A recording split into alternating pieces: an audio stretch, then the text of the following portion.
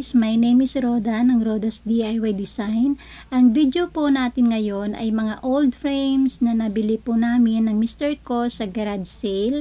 At ang iba naman ay mga frames na matagal na nakatago sa box ko na ngayon ko lang sila nalabas. Bibigyan ko po sila ng buhay, pagagandahin ko sila sa gusto kong design dahil inspirasyon ko ang mga farmhouse, cottage, and vintage style design. Para ma-notify po kayo, wag po ninyong kalimutan na mag-subscribe at i-hit po ninyo yung bell para every time na mag-upload po ako ng bagong video ay makita po ninyo yung mga DIY design na aking mga gagawin. Okay guys, so tara, samahan po ninyo ako na gawin ko po ang mga lumang frames na ito at pagagandahin ko po sila. Okay, thank you.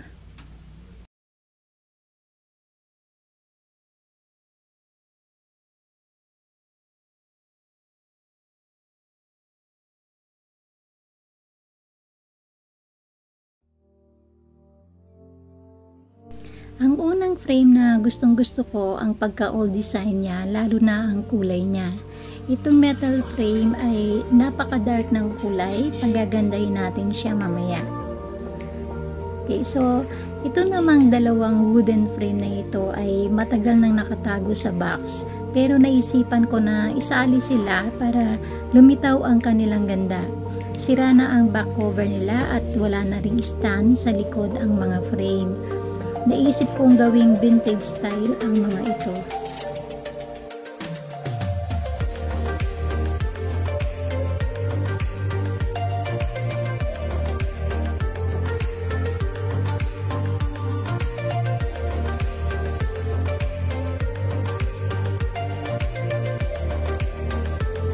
Okay, ito rin isang wooden frame na ito ay pagagandahin din natin. Okay, so unahin natin ito. Gagamit lang ako ng homemade white wax. Stay ko lang ang kulay niya dahil gusto ko ang pagka-vintage look niya. Pagkatapos lalagyan ko ng white wax, pupunasan lang ng dahan-dahan para lumitaw ang ganda ng vintage frame.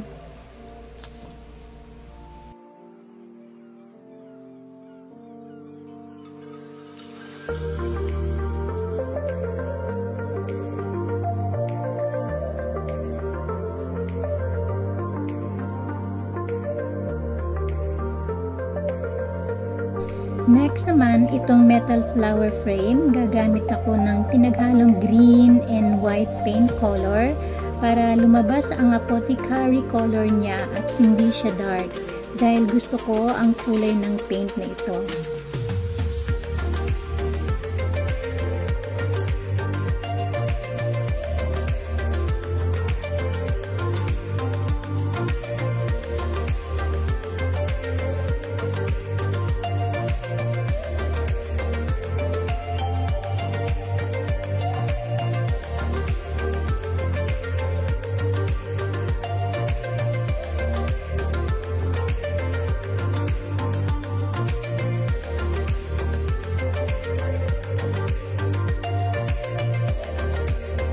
Next naman, itong mga wooden frame na ito ay gagamitan ko sila ng vintage mold design. Para makuha ko ang vintage na gusto ko, gagamit ako ng white clay.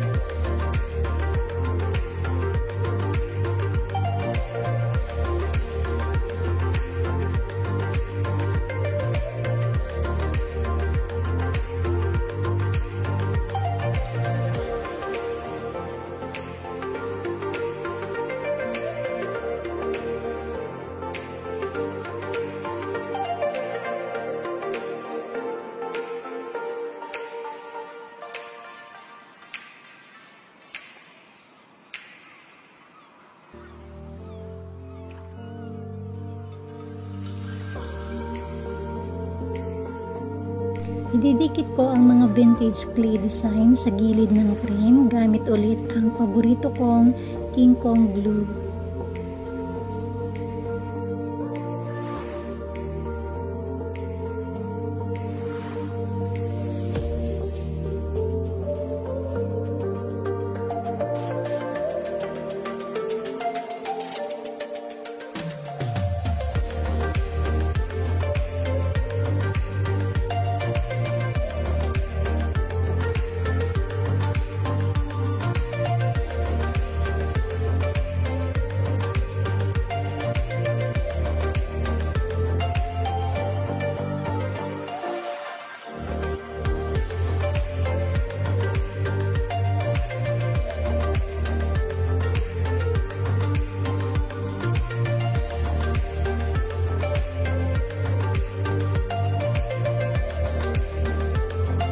Ngayon, pipinturahan ko sila. Gumamit ako ng white flat paint para maganda ang pagka-finish ng old frames.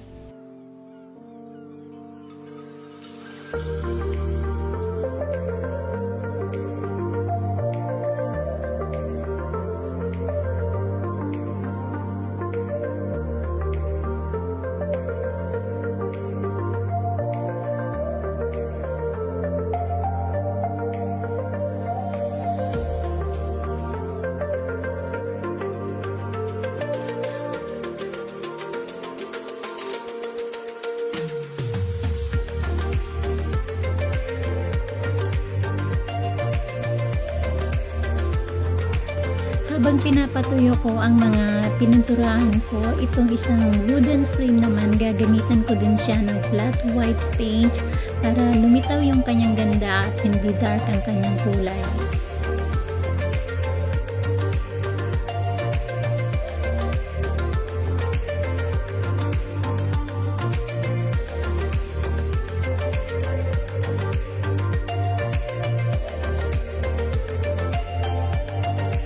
Balikan natin si metal flower frame. Mag-a-apply tayo ng homemade white wax para magkaroon siya ng distress look.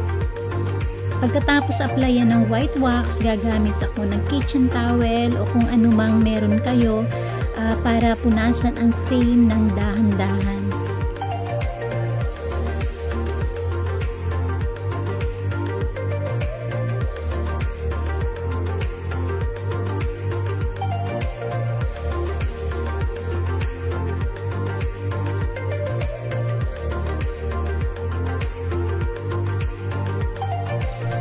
Okay, so ito namang mga wooden frame na ito ay tuyo na sila.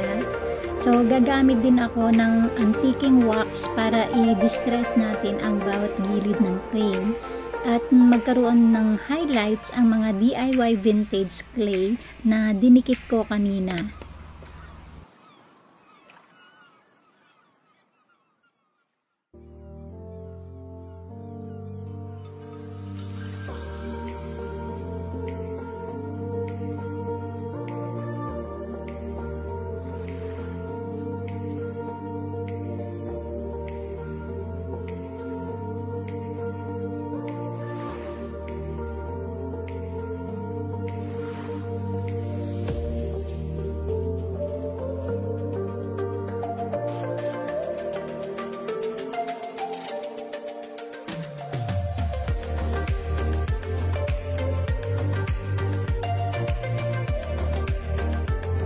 Itong next na wooden frame, gumamit ako ng wet kitchen towel para i-distress ang gilid ng frame.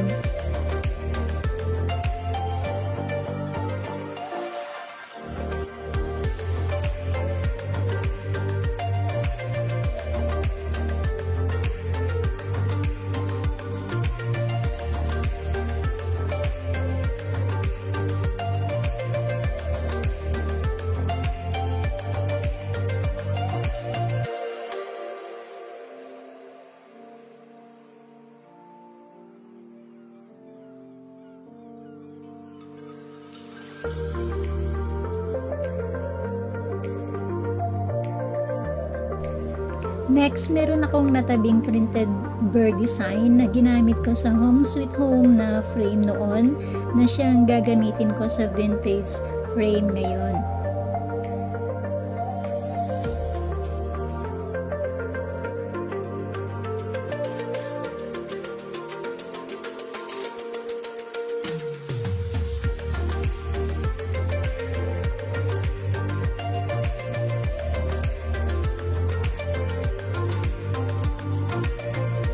Okay, so lahat ng mga printed design ko ay gagamitan ko sila ng Mod Podge para i-secure ang mga printed birds na aking ididikit ngayon.